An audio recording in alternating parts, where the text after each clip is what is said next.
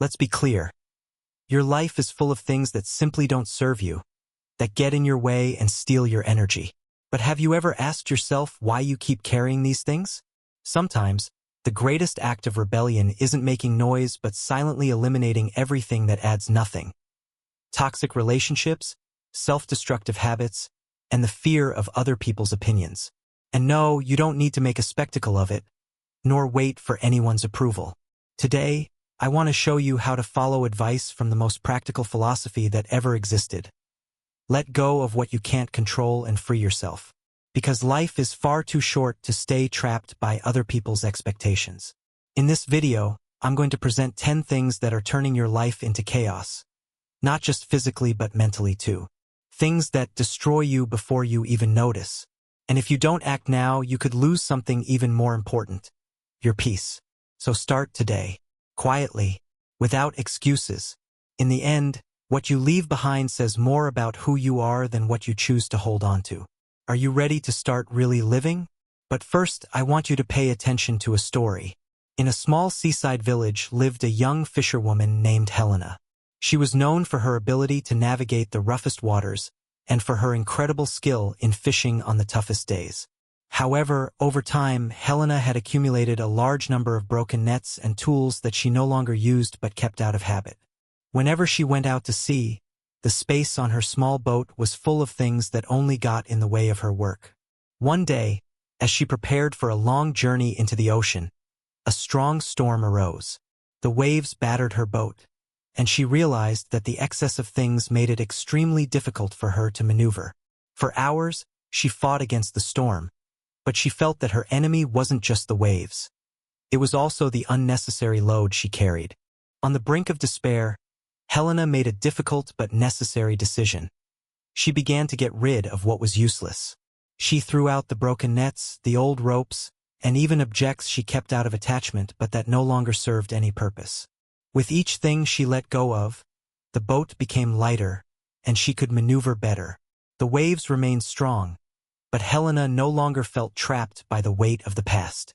Thanks to this attitude, she managed to stay afloat and, when the storm passed, returned to the port, exhausted but safe. When her fellow fishermen saw her return, they asked how she had survived. Helena, with a calm smile, replied, "There are moments in life when we cling to things we don't need, objects, memories, or people that only add weight to our journey. It's only when we decide to let go, silently and without drama, that we find the freedom to move forward more easily." The moral of this story is clear. There are many things we need to eliminate in silence to move forward.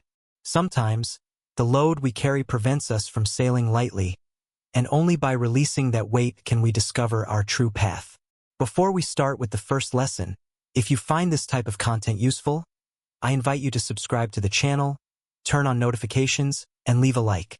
That way, you support this work and always receive new videos with deep and transformative reflections. Let's start with the first thing you must eliminate silently: the fear of other people's opinions. Have you ever stopped to think about how many decisions in your life were made out of fear of what others might think? This fear silently creeps under your skin, stops you from being who you really are, and puts you on a continuous stage under the critical gaze of an audience that, in reality, isn't even paying attention to you. Do you know why? Because most of the time, people are too busy dealing with their own insecurities to judge you. Yet, you freeze. The fear of other people's judgment is like a silent parasite that feeds on your dreams. It clings to your back and whispers in your ear every time you think about doing something different. What will others think? And then, you change direction, adapt your life to what you believe others expect from you. What an irony.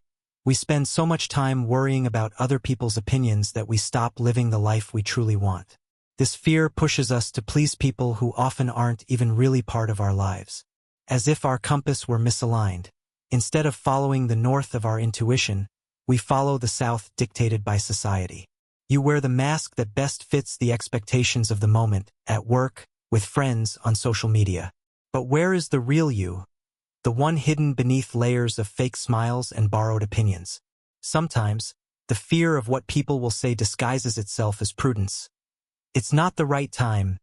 Maybe I'm not good enough.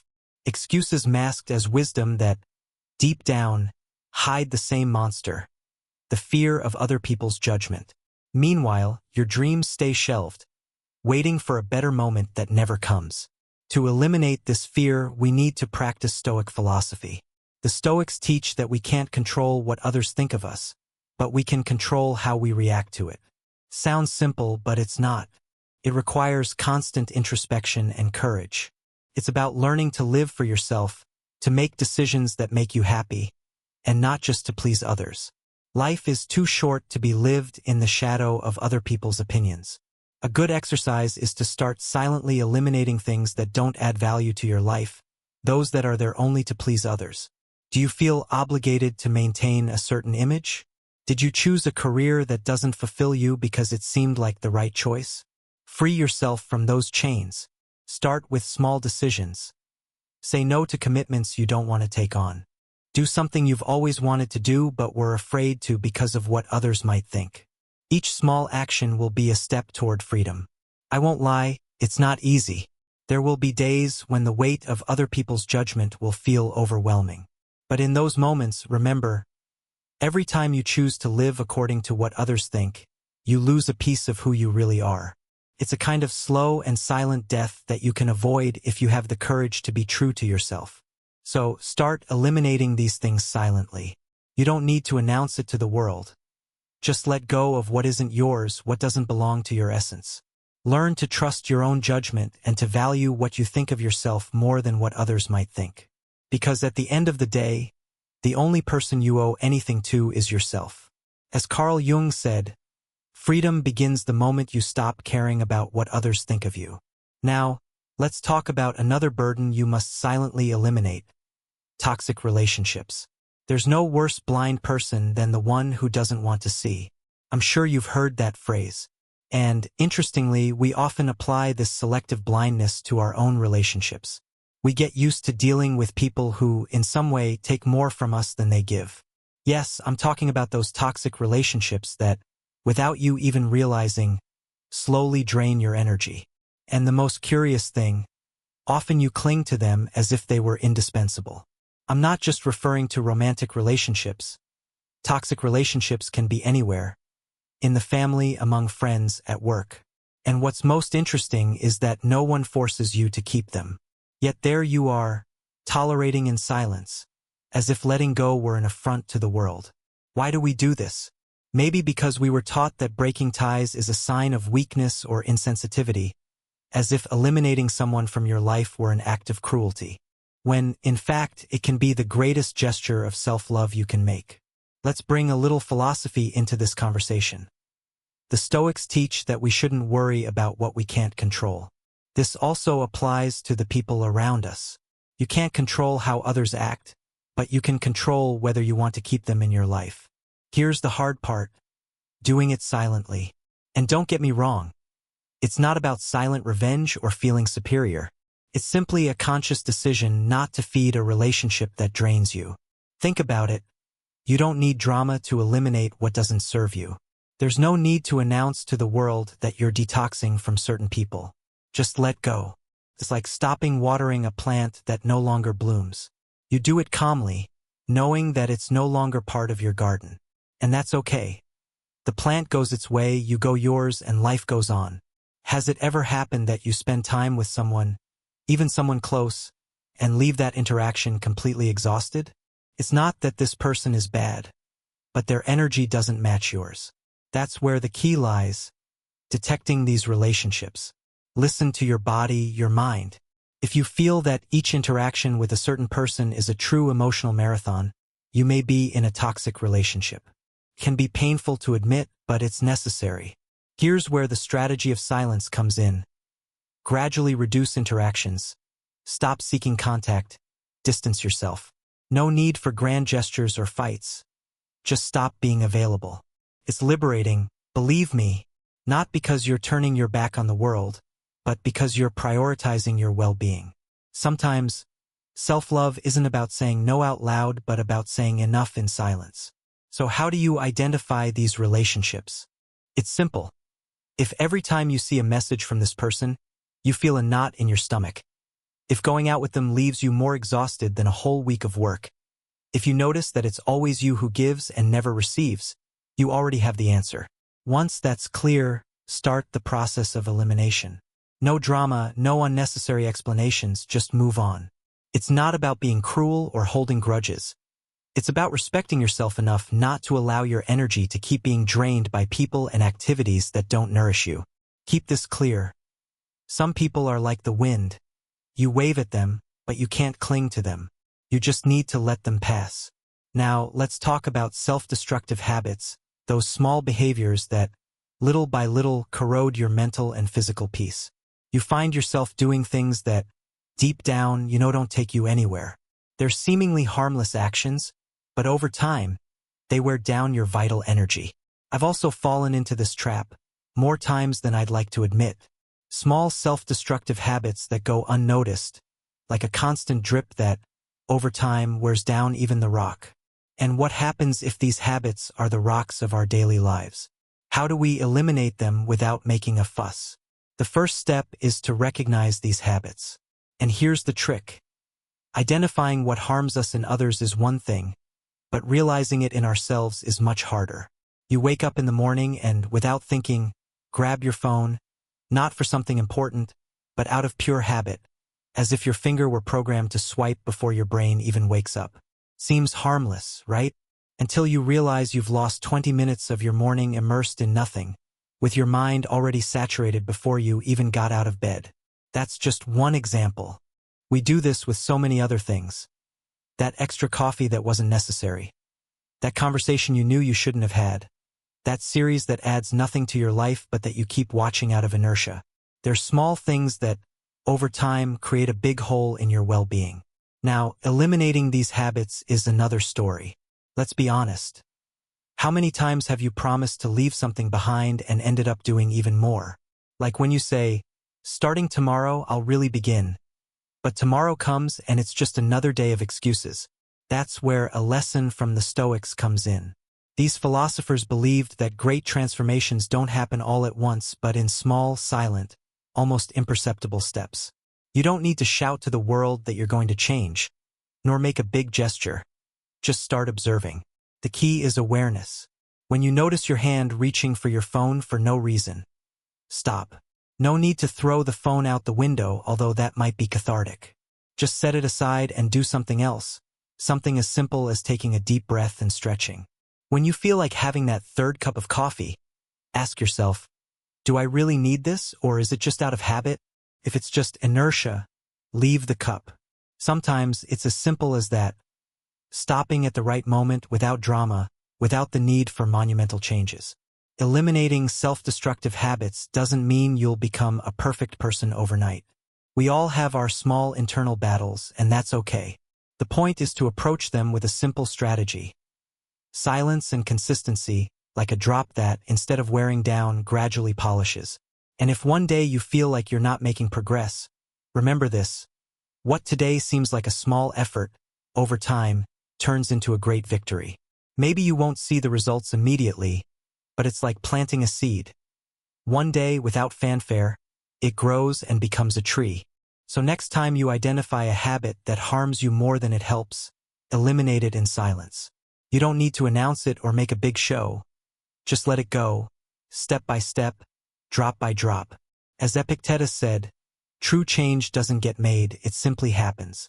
Now, let's move on to the next thing to eliminate, the desire to control everything. Have you ever felt that if you don't have absolute control over everything around you, the world will fall apart? Don't worry, I understand. We like to believe that if we organize every detail to the millimeter and prevent all unforeseen events, life will function like a perfectly tuned machine, where nothing can go wrong.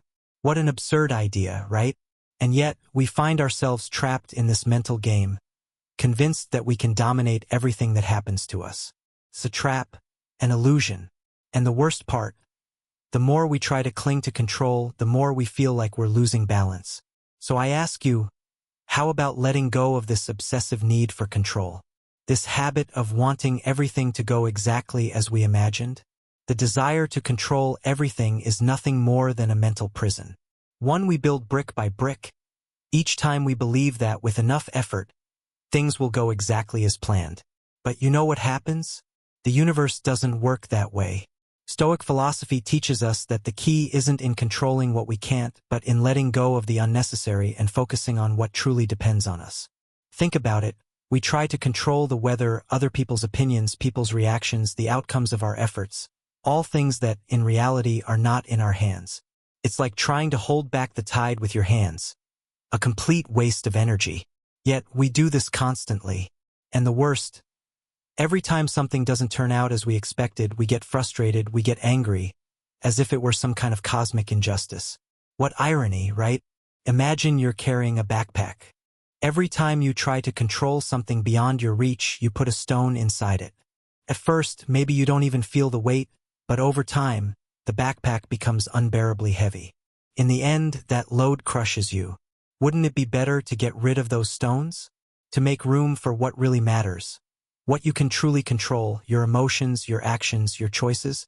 The rest, let it go. For a long time, I myself obsessively worried about trying to predict everything that could go wrong in my life.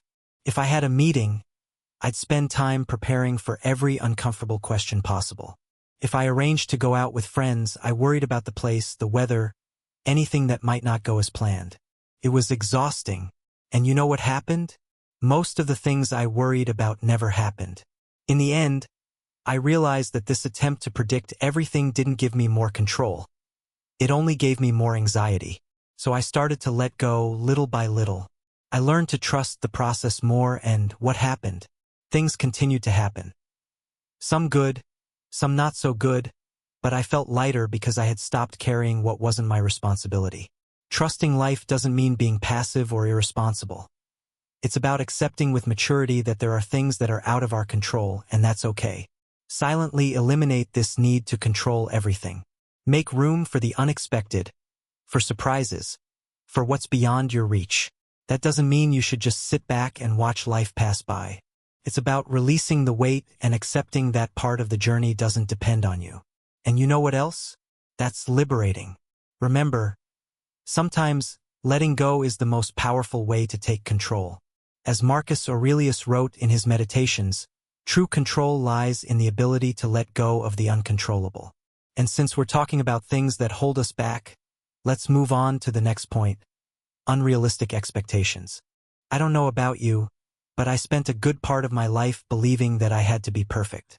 No one told me this directly, but it was in the air, hovering among well-intentioned comments, approving looks, and that constant silent comparison with others. I grew up with the firm conviction that meeting other people's expectations, and worse still, my own, was synonymous with success. What a big lie. If you stop to think about it, trying to meet unrealistic expectations is like trying to fill a bottomless well with a bucket full of holes. You never finish, you're always exhausted, and in the end, all that's left is a sad puddle of frustration at your feet. The most curious part: many of these expectations aren't even ours, they were built by others, family, friends, society, and we accepted them because in our quest to be better, we decided that we had to meet them. Do a quick exercise. How many times have you felt disappointed for not achieving something that, in reality, you didn't even want? Exactly, we impose goals on ourselves that are so high that, if we fail, we feel useless. If I'm not the best at my job, the perfect partner, the ideal friend, the exemplary child, what's left of me in the end? These expectations end up weighing more than our own actions. It's like running a marathon with a backpack full of stones. You move slower, get tired faster, and even if you reach the end, you feel like you did it dragging your feet. What's the point? Here's where Stoic philosophy comes in, which has a brilliant perspective on this. According to the Stoics, you can't control what others think of you, nor can you guarantee that the universe will act in your favor. What you can control is how you react to that. The key, then, is to reduce the load. Lower those expectations that suffocate you. If you expect less of yourself and of others, it doesn't mean you're settling. It means you're freeing yourself. You're no longer trapped by the constant pressure to meet the impossible. You're simply existing and moving forward. Of course, this magic doesn't happen overnight. I'm not saying to throw all your expectations out the window at once. Think of it like cleaning out a wardrobe full of old clothes. First, Look at what no longer fits you, what you never really liked, and get rid of it piece by piece. Sometimes you hesitate to let go of a t-shirt because you think you'll wear it someday, but deep down, you know you won't. With expectations, it's the same. Start by eliminating those that don't belong to you, then review your own and ask yourself, are they realistic? You don't have to keep all of them. Something that can help reduce expectations without creating drama is to change the way you talk to yourself. For example, instead of saying, I need to do everything perfectly, try, I'm going to do the best I can with what I have now. Sounds simple, but it's liberating. You make room for mistakes, which are human, and for the possibility of improving without constant pressure. Another infallible trick: avoid telling everyone your plans. The less noise you make, the fewer expectations others create about what you should achieve.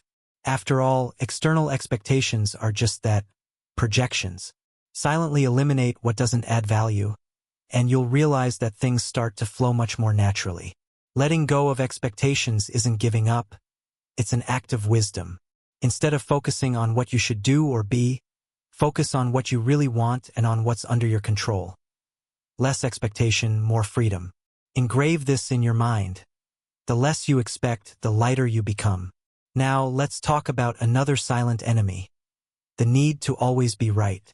Have you noticed that you have this habit, almost an obsessive need, to always be right? To be the person who knows everything? It's as if every conversation were a battlefield and victory meant proving that you're right. A silent yet relentless struggle. The worst part: this war isn't with others but with yourself. Every time you insist on having the last word, it's as if you need to convince yourself that your worth depends on it. Isn't that exhausting? Because honestly, I'm already tired of this endless race. We've been taught to believe that we must always have the right answer, as if being wrong were synonymous with weakness. Society, social media, and even family gatherings reinforce the idea that failing is failing. But I'll tell you a secret. Sometimes, being right is the least important thing in life. Stoic philosophy teaches us to accept what we can't control. And you know what? You can't control how others perceive you. This endless attempt to prove you know everything leads nowhere. It only makes you more anxious, more frustrated, and at the end of the day, more alone. Ask yourself, what do I gain by always being right? An invisible medal? Doesn't seem worth the effort, does it? It's like carrying a suitcase full of unnecessary stones. With every argument or imposed opinion, you add another stone until the weight becomes unbearable and you wonder why you're so exhausted. The answer is simple. You're wearing yourself out for something that has no real value. Next time you feel the urge to prove you're right, try staying silent. Not out of resignation, but out of liberation. It's like letting go of a pen you've been holding for hours without realizing it. When you drop it, you feel a relief you didn't even know you needed. With the need to always be right, it's the same. When you release that burden, you realize you were trapped in a fight you didn't even want to fight. So how do you let go of this need? Accept that you don't need to know everything. It's okay to be wrong. It's okay not to have a formed opinion about everything. You're not competing in a wisdom contest. Learn to really listen, not to refute, but to understand. There's a huge difference between hearing and listening. Hearing is a biological function. Listening is an art. When you listen attentively, the anxiety to impose your point of view disappears. Appreciate the silence. Sometimes, the best argument is simply allowing others to have the last word. Not all conversations need a winner, because in the end, winning an argument isn't the same as having peace. Is it really worth always being right at the cost of your tranquility? No. The next time you're in a conversation and feel that urge to correct or impose your opinion, take a deep breath, let go of the pen, let it go. The peace you'll feel will be infinitely more valuable than any momentary victory. If it helps, remember the Stoics. They knew that true wisdom isn't in being right but in knowing when to let go. As Seneca said, true knowledge isn't in winning all battles but in knowing when not to fight. Now, let's move on to digital noise, another silent villain in our lives. Have you noticed how surrounded you are by digital noise? I'm not just talking about cars on the street or the neighbor drilling into the wall, but that other noise, the one in your pocket, in your hands, in your eyes. Social media, endless notifications. messages that never stop coming. It seems that everything is designed to distract you, to keep you in a constant state of alert, and there you are, thinking you have control when in reality it's the digital chaos that controls you. The reality is that we live in an era where silence is a luxury, but that luxury isn't as unattainable as it seems. The first step is to understand what's really stealing your attention because, in truth, there are things you should eliminate in silence from your life. And yes, that's possible. But it's not that obvious. I'll be honest, digital chaos doesn't disappear just because you close an app. That would be like trying to put out a fire with a glass of water. What you need is to be radical, like the Stoics, who knew that inner peace was what really mattered, and they couldn't achieve it if they let themselves be carried away by external distractions.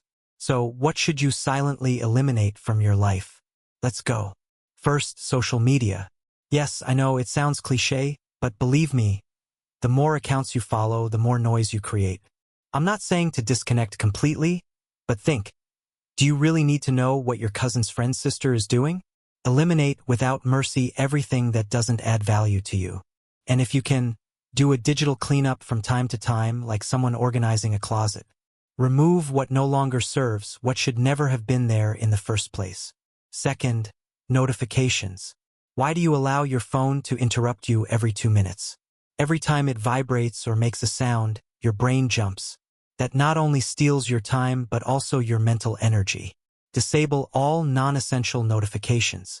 At first, you may feel a certain anxiety, like you're missing something, but later, when you realize how good it is to have control over when and how you check your phone, you'll thank me. Third, the fear of missing out. The great modern villain. The fear of missing out. We live with the feeling that if we're not connected, we're going to miss something important. But here's an uncomfortable truth. What really matters isn't on the screen. It's around you, in the people, in the moments that go unnoticed while you're stuck in the latest viral meme. Eliminate that fear. Let go of the need to be everywhere because the more you try to embrace the digital world, the more you lose what's really worthwhile. Once you get rid of that unnecessary noise, something magical happens. You start to hear what really matters. Digital silence is the first step to reconnecting with yourself, with your ideas, with your priorities. Truly, this is where Stoic philosophy comes into play. You can't control what happens outside of you, but you can decide how you react to it. When you eliminate digital noise, everything else becomes clearer. My advice is this: choose silence not as the absence of noise, but as a conscious presence of what you really want in your life. Because, in the end, that's the real luxury of our time.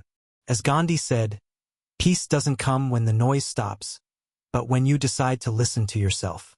And now, let's talk about another silent saboteur: negative thoughts. Have you ever noticed how they enter your mind almost without making any noise? As if they don't mean any harm? They show up and, suddenly, they're in charge of everything. They're like those neighbors who show up uninvited and, worse, never leave. The most frustrating thing is that, often you hand them the key, not because you want to, but because they've convinced you that their presence is inevitable, a part of your daily life. But what if I told you that you can change the lock?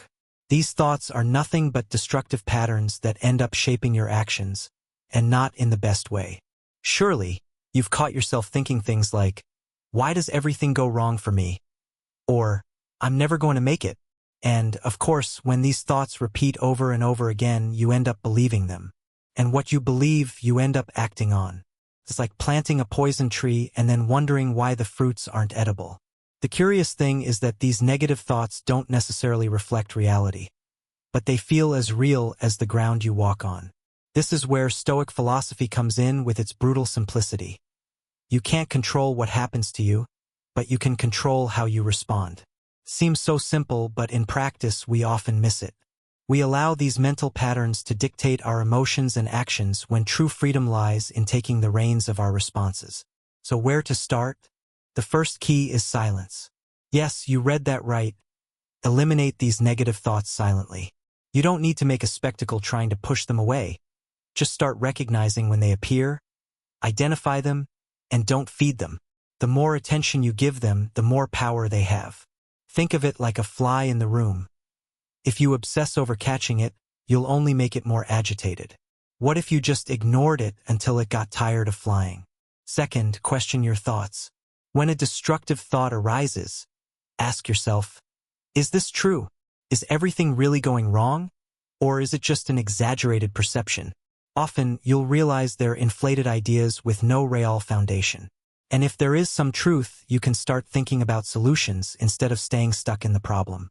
Third, detachment. I'm not saying you need to become a monk on top of a mountain, but start to take emotional distance from your thoughts. They are not you. Just because something passes through your mind doesn't mean it has to stay there. It takes practice, but little by little, you'll learn to see them for what they really are: clouds in a sky that remains firm. Negative thoughts are one of those small things you should silently eliminate from your life. They don't need fanfare, just a focus on awareness, patience, and inner questioning. Because at the end of the day, what you think shapes what you do, and what you do defines who you are. As Brian Tracy said, thoughts are not facts, but if you believe them, they become your reality. Now, let's talk about physical and mental clutter. Sometimes we wake up feeling like the world is a bit heavier than usual. You look around and realize it's not just a feeling. Your space is loaded with things. Objects, piles of papers, clothes thrown over a chair, and somehow your head also feels like a messy drawer. I don't know if this happens to you, but when my surroundings are messy, I feel like my mind follows the same path. Physical and mental clutter, though it may not seem like it, are more connected than we'd like to admit. There's something deeply exhausting about the clutter around us. Our disorganized space directly affects our mental clarity.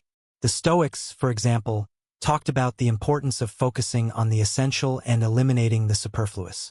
And, if you think about it, clutter is exactly the opposite of that. It's everything that's unnecessary, that distracts us and throws us off balance.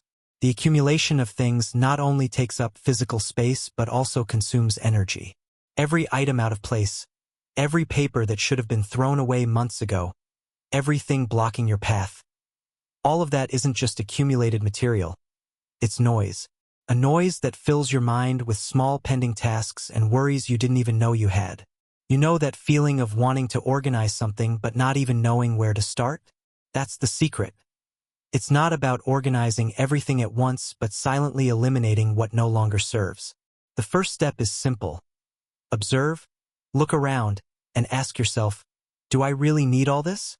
If you haven't used something for a long time, you probably don't need it anymore.